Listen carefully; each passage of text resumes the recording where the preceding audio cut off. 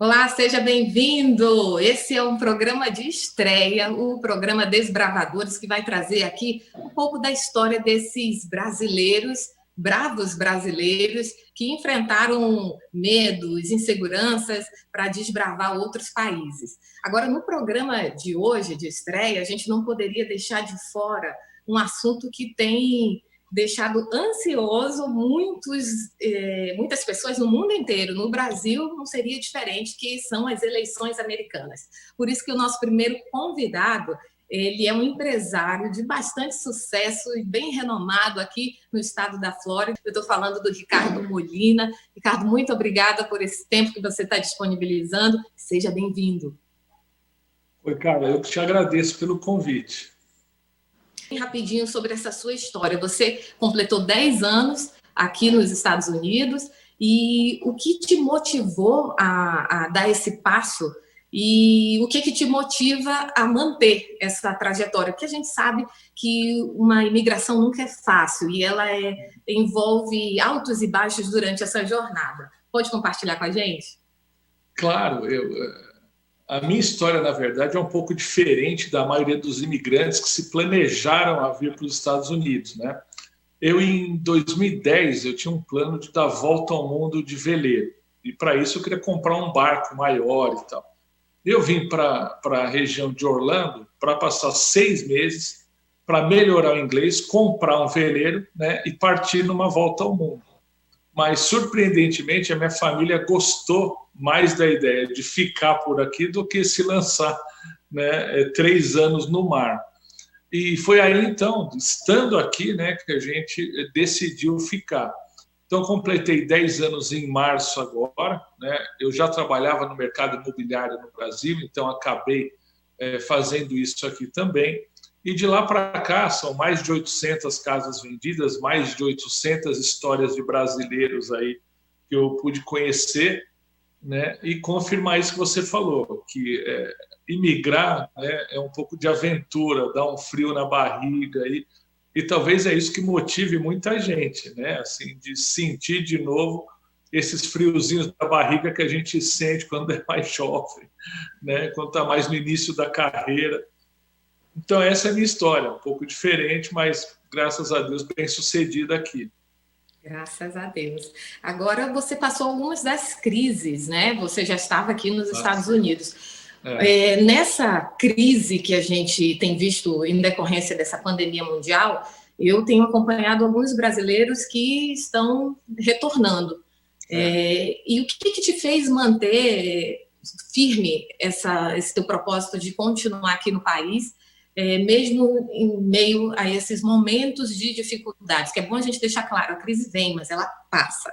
Então, aquele velho adágio popular de que toda crise traz oportunidades, também traz oportunidades, aconteceu comigo em 2010, né? Porque eu fiquei aqui, para você ter uma ideia. Eu cheguei em 2010, logo depois da crise imobiliária de 2008, né? Do estouro da bolha imobiliária. Então, os imóveis nos Estados Unidos estavam muito baratos, o dólar estava desvalorizado no mundo inteiro, então o real, né? Um dólar comprava 1,7 real, para você ter uma ideia. E como eu trabalhava com o mercado imobiliário no Brasil, o pessoal, sabendo que eu estava aqui, começou a me perguntar. Falei, Ricardo, tem boas oportunidades de imóveis aí? E para você ter uma ideia, de março a dezembro de 2010, eu vendi 34 imóveis, sem querer, sem ter planejado isso. Porque era a oportunidade que aquela crise trazia, né? Os brasileiros estavam com alto poder de compra, os imóveis no Brasil eram caríssimos. Para você ter uma ideia, com o preço de um apartamento de 2 dormitórios em São Paulo, num bairro médio, você comprava uma casa nova aqui de 6 dormitórios, para você ter uma ideia. Então, assim, eu aproveitei isso, né? E foi isso que me prendeu aqui. Hoje o momento é exatamente o oposto, né? Nós estamos com as fronteiras fechadas, o dólar bateu aí 5,80, né? O brasileiro com um pouco de receio de fazer conversão, de fazer câmbio agora, então o mercado parou muito. Mas a minha decisão sempre de ficar aqui é principalmente pela estabilidade, né, da economia americana. Isso é uma coisa que me encantou. Quem vive no Brasil está acostumado a viver em ciclos, e ciclos curtos, né? O Brasil, uma hora está bom, outra hora está ruim, uma hora está bom, outra hora está ruim. Os Estados Unidos ele está sempre muito mais estável. Eu concluí também de que é melhor você ter patrimônio, reservas em moeda americana, em dólar, né? Porque é a principal moeda forte dos Estados Unidos, né?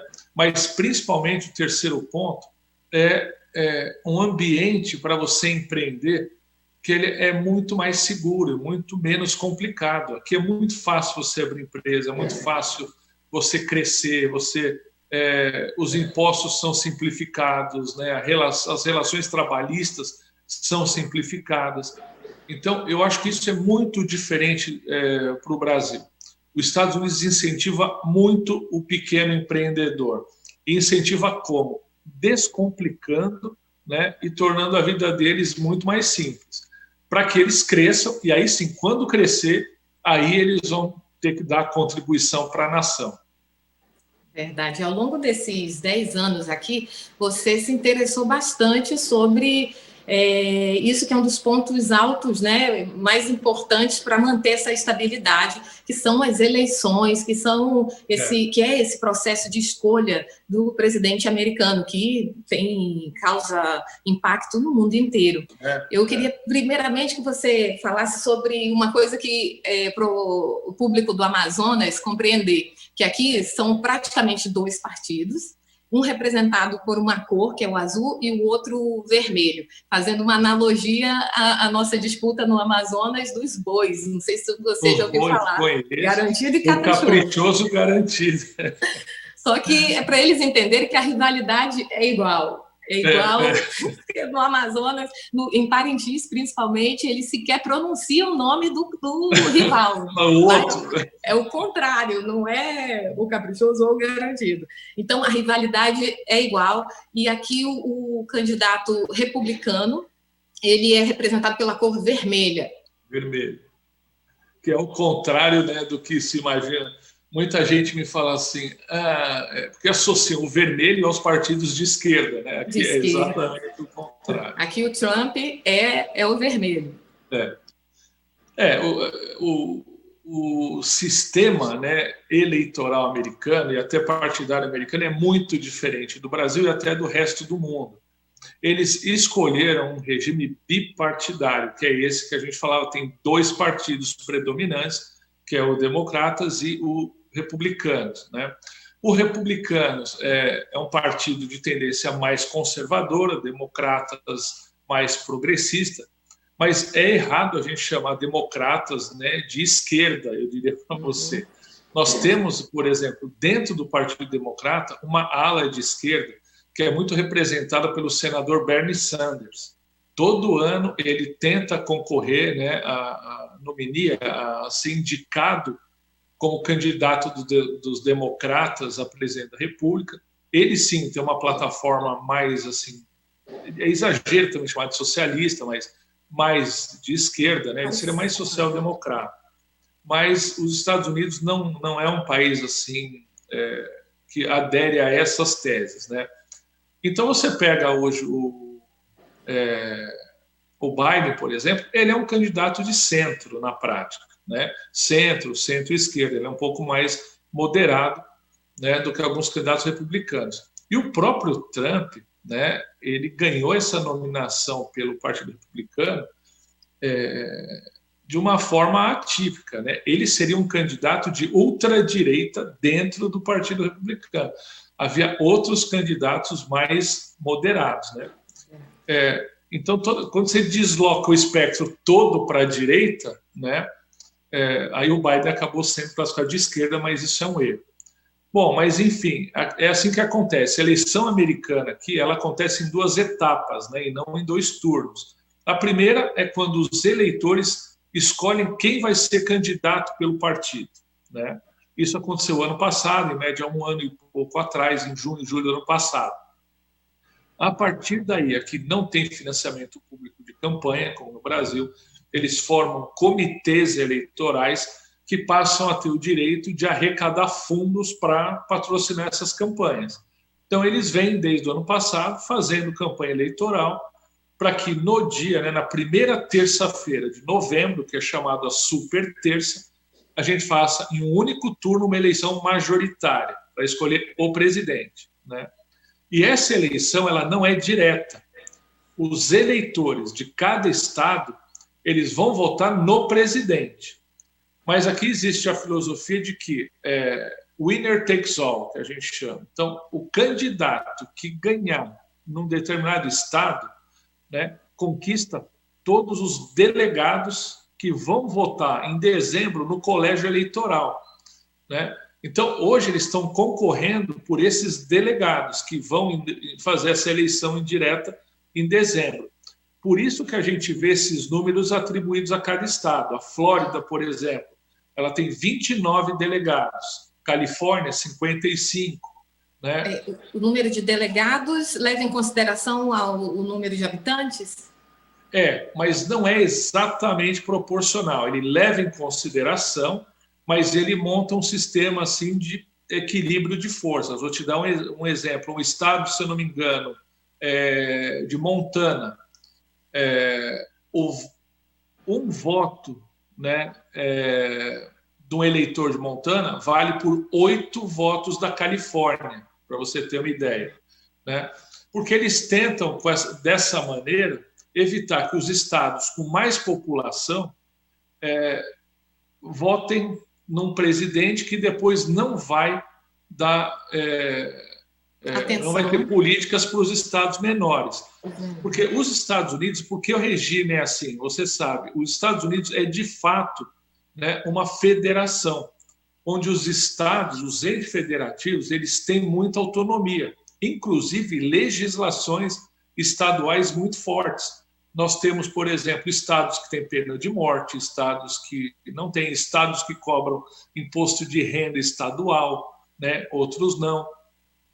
E são os estados que definem as regras das eleições. Por isso você vê que tem estado que faz eleição com urna eletrônica, estado que faz com voto em papel, estado com scanner, né, com outro com máquina perfuradora. Agora, a grande polêmica dessa eleição, a Pensilvânia, por exemplo, é um estado que permite voto por correio, como todos os outros, e são considerados válidos todos os votos que chegarem, né, pelo correio até sexta-feira agora. É hoje, né? Hoje. E aí eles ainda vão contar os votos que chegarem até hoje, por exemplo. E aí o Trump, por exemplo, está querendo obstruir a contagem desses votos, alegando fraude, etc. Né? E não tem fraude, porque o que existe é um sistema complexo que preserva a autonomia dos estados e cada estado tem uma regra, né, que tem que ser preservada. E eu vejo assim como, sem chance de sucesso, as tentativas do Trump de tentar obstruir essas diferenças, obstruir, né, essas contagens atrasadas, vamos dizer assim. Sim. Agora, as pessoas têm essa dúvida com relação ao voto popular. Qual é o peso que tem o cidadão americano ir lá e votar? Essa é uma diferença muito grande do Brasil. O voto aqui não é obrigatório, né? Então, boa parte da campanha, principalmente desse ano, por parte dos democratas, era estimular as pessoas a saírem de casa para votar, né? Eles falaram, olha, as mudanças dependem de você votar, né? E ainda mais num período de pandemia, onde as pessoas estão evitando contato social, evitando se expor, né? Então, eu diria para você, tem uma frase de um cientista político brasileiro que diz o seguinte: o contrário da guerra não é a paz, é a política, né? É exatamente o que ele fala. Olha, quando a gente está vivendo momentos de muita tensão, de muita polarização, né, onde as partes se estigmatizam, se agridem, né, nós estamos fazendo errado, assim, porque o contrário, né, dessa guerra não é da paz, não é a gente guerrear, é a gente fazer política, é negociar. Né? Então, a importância da pessoa sair de casa para votar é exatamente essa: assumir um protagonismo como cidadão, né? Entender que cada cidadão pode fazer diferença nas escolhas dos seus governantes, das políticas que quer para o seu país, né? E isso não vai acontecer você saindo para a rua agredindo o seu adversário. Ela vai acontecer você sair na rua e votando uma pessoa que te represente melhor que a outra. Isso. Então, a gente pode colocar assim que o eleitor tem 1x, o colegiado tem 2x, e quem mais pesa nessa balança para determinar? Não, na verdade, assim, o colegiado deveria ser 1x para 1x, vamos dizer assim. Cada estado, né, tem um número de delegados que é mais ou menos proporcional à sua população, né, com exceção dos estados muito pequenos, como, por exemplo, o Alasca. Se você considerasse o Alasca pela população que ele tem, ele não teria nenhum voto, né? E pela legislação, o estado, por menor que seja, tem que ter pelo menos 3 delegados no colégio eleitoral. Então, você tenta resgatar um pouco a importância do ente federativo, né, em detrimento da baixa população, mesmo que ele não tenha baixa população, não tenha uma grande população, né? Então, é como se houvesse uma correção para os estados menos populosos, que são principalmente os estados desérticos e os estados do norte, onde o frio é muito rigoroso, né? Então, eu gosto desse sistema, né? Ele é um sistema assim, baseado num princípio do direito que é de pesos e contrapesos, né? Você não dá todo o poder a um estado só, né? Ou não exagera nesse poder, né? E você garante mais hegemonia, mais representatividade dos estados menores. O sistema americano ele é muito confiável, né? Os Estados Unidos ele costuma ser conservador, mas muito transparente nessas coisas. E o que eu tenho visto de terça-feira para cá, por exemplo, é o Trump perdendo apoios e perdendo credibilidade por ter assumido uma postura de questionar a democracia americana, de questionar as instituições americanas. Ontem ele foi fazer um pronunciamento, era em torno de 6 horas da tarde aqui, por exemplo, quando ele começou a atacar, né, ou insinuar fraudes nas juntas eleitorais e tais, as grandes mídias encerraram a transmissão do discurso dele, para você ter uma ideia. Se você entrar no Twitter do Trump hoje, você vai ver que metade das postagens dele estão apagadas e com uma mensagem do próprio Twitter dizendo que esse assunto está sendo avaliado, não representa a verdade, etc. Tal. Então, o Trump ele confrontou as instituições americanas e as instituições americanas agora elas estão fighting back, né? Elas estão revidando, né, contra ele. Fala assim, olha, você tem que saber ganhar e tem que saber perder.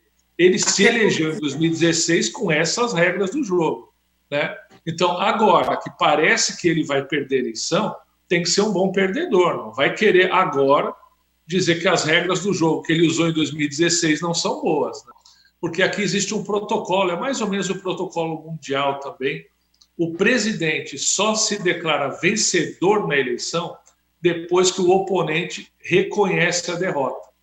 Então, o Al Gore fez um discurso reconhecendo a derrota, e aí o Bush filho então fez o discurso de vitória dele, né? E é o que se esperava do Trump também, mas o Trump está dando todos os sinais de que vai travar batalhas jurídicas, né, e que vai continuar estimulando, principalmente os eleitores dele, né, os mais radicais, a criar confusão, a criar confronto. Também qual é o impacto que isso vai ter para o nosso país de origem, o Brasil? Olha, tudo indica que o Biden deve se eleger como o novo presidente, né? Se ele vai ser empossado, eu não sei, por conta do que eu te falei. Talvez o Trump trave uma batalha judicial. Eu acho que dificilmente ele consegue reverter o resultado das eleições, mas, né, tudo é possível. O que eu vejo para o Brasil e para o mundo? Eu acho um fortalecimento das instituições, que eu acho que é sempre positivo, né, para a democracia. O Trump ele assumiu um protagonismo muito grande, né, em detrimento das instituições. Então, Com o fortalecimento das instituições, eu acho que o Biden começa a reconquistar a liderança e a influência que os Estados Unidos tinha no mundo, né? Então ele volta a uma política multilateral, ele deve voltar os Estados Unidos para a OMS, para os conselhos multilaterais da ONU, né? Deve voltar a conversar mais com outros estados, né? Deve polarizar menos com a China. Enfim, eu acho que deve normalizar as relações institucionais e diplomáticas, que eu vejo que com o Trump elas eram muito personalistas, né? Então era o que o Trump, se o Trump gosta de alguém, vai desenvolver boas relações. Se não gosta, não vai. E eu acho que isso para a política internacional não é saudável. Então eu acho que a gente volta para o campo da diplomacia e das instituições, né? E volta, como eu te falei de novo, a fazer política, né, em vez de guerrear. Eu acho que com isso, eu acho que o Brasil tem um presidente que tem um perfil muito parecido com o do Trump nesse sentido, né? Ele quer assumir um protagonismo maior que o das instituições que a gente tem no Brasil. E eu acho que com isso o presidente brasileiro perde apoio, né? Mas não o Brasil. Eu acho que os Estados Unidos ele tem noção do que o Brasil significa no mundo, né? O Brasil hoje é a 7ª, 8ª economia do mundo, já foi a 5ª, né? O Brasil é um país extremamente promissor e eu acho que a gente pode esperar um tratamento mais digno, vamos dizer assim, mais profissional, né? Mais multilateral dos Estados Unidos, porque às vezes nem sempre a proximidade, né, garante reciprocidade. Eu acho que é um pouco do que a gente viu assim. Quem critica, por exemplo, a exagerada proximidade do Bolsonaro com o Trump, né, lembra de que isso não veio compensado por reciprocidade, né? A gente mais ou menos tem feito a vontade dos Estados Unidos sem exigir nada em troca. Então eu penso isso. Eu acho que eu vejo com bons olhos, né, qualquer presidente que resgate o valor das instituições. Enquanto a gente viver em Estado democrático de direito, né, as instituições são mais importantes do que as pessoas. Eu acompanhei uma entrevista do Eduardo Bolsonaro e ele declarou, né, que o presidente estaria também disponível e acreditava também que, independente do candidato eleito, as relações com o Brasil só iam continuar em crescimento, né, sendo positivas. Exatamente, porque o presidente ele tem que agir profissionalmente, institucionalmente. Então, ele tem que manter relações com todos os países, ele goste ou não do presidente, concorda? Como a gente no trabalho. Às vezes nós temos clientes, nós temos chefes, que a gente não gosta, não se dá bem, mas profissionalmente tem que manter essas relações, né? Então, eu realmente não vejo problemas para o Brasil. Eu acho que alguns assuntos no Brasil são muito sensíveis, né? Hoje em dia, essa questão do meio ambiente, porque o único país do mundo que está muito alinhado com o Brasil hoje é os Estados Unidos, né? Está praticamente negando essas políticas preservacionistas. Terça-feira, acho que no dia da eleição, o Trump saiu do Acordo de Paris, né? Às vésperas do fim do mandato dele, né? Então, ele toma muito essas medidas simbólicas, né, de confrontar o multilateralismo, eu diria para você. E eu acho que essa é uma coisa que o Brasil tem que ficar atento, né? Buscar formas de se desenvolver, principalmente buscando energia renovável, é uma coisa que o Biden, é uma grande diferença do Biden para o Trump. Trump se elegeu prometendo reativar a produção de energia suja, né, por carvão, por óleo, etc. Tal. E ele nega os efeitos do clima, para o do meio ambiente no clima, por exemplo. Tal. E eu acho que essa hoje é uma questão mundial, né? É claro que não tem ninguém inocente nisso, né? É claro que o Brasil tem que jogar o jogo de uma forma muito inteligente, porque não vai querer o mundo agora preservar a Amazônia, né, que é não fazer nada na Amazônia, mas também do outro lado não pode sair desmatando a Amazônia toda de uma forma irresponsável. Eu acho que a defesa maior é cada um teve oportunidade de preservar o seu e não fizeram, né? Então, o Brasil tem feito isso ao longo desse tempo, então não vai precisar receber aula, né? Ele sabe fazer, tem feito isso, até com a ajuda das Forças Armadas e tudo. Tem muitas questões envolvidas, né? Você sabe, assim, no passado, né, não se discutia aquecimento global, não se percebia exatamente os efeitos negativos da degradação do meio ambiente.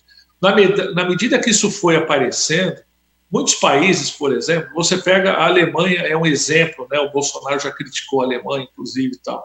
Ela efetivamente desmatou muito das suas florestas nativas, mas hoje ela reflorestou uma grande quantidade do território nacional, justamente para tentar recuperar, né, esse passivo que ela criou. Então, a gente não pode ser muito parcial nessas coisas, né, se deixar levar por paixões. Eu acho que a gente tem que ter sempre muitos dados e analisar a ciência. Molina, eu vou lhe convidar novamente, espero que você consiga um tempo para estar disponível para a gente conversar mais, porque compartilhar conhecimento sempre é maravilhoso, agrega muito valor na vida das pessoas e você tem muita coisa para compartilhar, mas eu quero deixar aqui minha gratidão, um agradecimento por você trazer tantos esclarecimentos para a gente e logo nos honrar nesse programa de estreia. Imagina, Carla, prazer é todo meu e quando você quiser só me chamar, tá bom? Pode deixar. Obrigada. Obrigada a você que nos acompanhou até aqui e a gente se encontra numa próxima entrevista. Até lá.